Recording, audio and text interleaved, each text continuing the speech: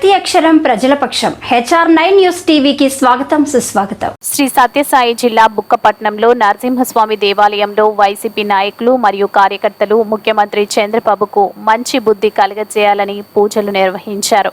తిరుపతి లడ్డూలో వాడినటువంటి కల్తీ నెయ్యికి జగన్మోహన్ రెడ్డికి ఎటువంటి సంబంధం లేదన్నారు.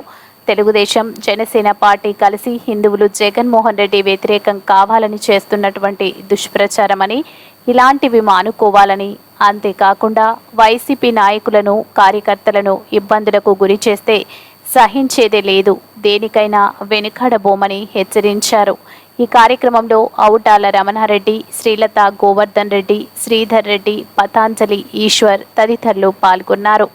ఈరోజు ఎవరైతే టీడీపీలో మంత్రిగా ఉన్నారో పార్సారథి గారు అయితేనేమి, నెల్లూరు ప్రశాంత్ రెడ్డి ఎమ్మెల్యే గారు అయితేనేమి, వీళ్ళే గతంలో టీటీడీ మెంబర్లుగా, పాలక మండలి సభ్యులుగా, దీనికి మానిటరింగ్ కమిటీ సభ్యులుగా ఉండడం జరిగింది. ఏదైనా ఉంటే నిజంగా మీకు జరిగిందని అనిపిస్తూ ఉంటే సిబిఐ ఎంక్వైరీ వేయండి, మా అధినేత కోరుతున్నాడు. వేయండి, సిబిఐ ఎంక్వైరీ వేయండి, ఏమైనా తప్పులుంటే నిగ్గు నిజాలు తేల్చండి.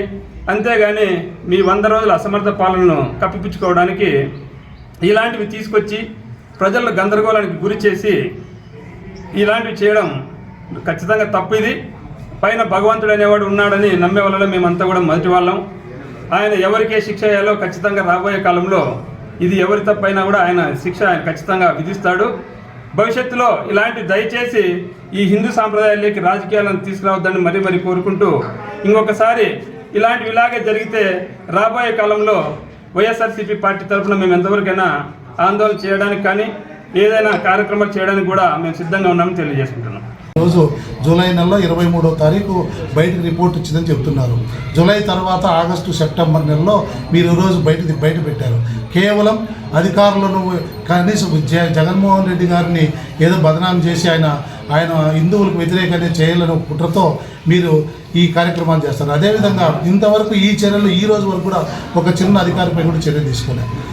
మూడు నెలలుగా మీ ప్రభుత్వం ఉండి మీరు ఇంత జరిగినప్పుడు ఒక్క అధికారిపైన ఎందుకు చర్య తీసుకున్నారు? ఎందుకంటే అది మీకు కూడా తెలుసు, జరిగింది ఏమీ లేదు. కేవలం ప్రజలకు జగన్మోహన్ రెడ్డి హిందూ వ్యతిరేకి అనే దాంట్లో మీతో పాటు తెలుగుదేశం, జనసేన పార్టీలు కలిపి ఈరోజు కుట్ర పన్నుతారు. కాబట్టి దయచేసి మీరు అటువంటివన్నీ చేయకుండా ప్రజలకు ఇచ్చిన వాగ్దానాలు, సూపర్ 6 అయితే ఏమి చెప్పినారో అవి పాలించి, అవి పరిపాలనలో ప్రజలకు చేరువ చేర్చి మంచి పేరు తెచ్చుకోండి. కానీ కేవలం జగన్మోహన్ రెడ్డి గారిని బదనాం చేసినంత మాత్రాన మేము కూడా ఈ ప్రభుత్వానికి 1 సంవత్సరం కాలం అవకాశం ఇవ్వాలని ప్రయత్నం జరిగితే మీరు అటువంటి అవకాశాలు ఇవ్వకుండా ఈరోజు 2 నెలలకే మీ పైన వ్యతిరేకత భారీగా ఏర్పడింది. కాబట్టి భవిష్యత్తులో మీరు ప్రజా వ్యతిరేక కార్యక్రమాలు, ముఖ్యంగా జగన్మోహన్ రెడ్డి గారిని మీరు ఎంత బదనాం చేస్తే ఆయన వెనక 40% మంది మీకు ఓట్లు వేసిన వాళ్ళు ఉన్నారు. ఈరోజు ఆ జనం అంతా ఎప్పుడూ ఆయన వెంట ఉంటాం. జరిగే రోజుల్లో మీరు చేసే కార్యక్రమాలు మంచి జరిగితే సంతోషం. ఏదైనా మీరు ప్రజలకు ఇబ్బంది కలిగే కార్యక్రమాలు కానీ, జగన్మోహన్ రెడ్డి కానీ, వైఎస్ఆర్సీపీ నాయకులకు, కార్యకర్తలకు ఎక్కడ ఇబ్బందులు జరిగినా మీ వెంట పడతామని చెప్పి మరొకసారి తెలియజేసుకుంటూ, మీకు ఇచ్చినటువంటి మ్యాండేట్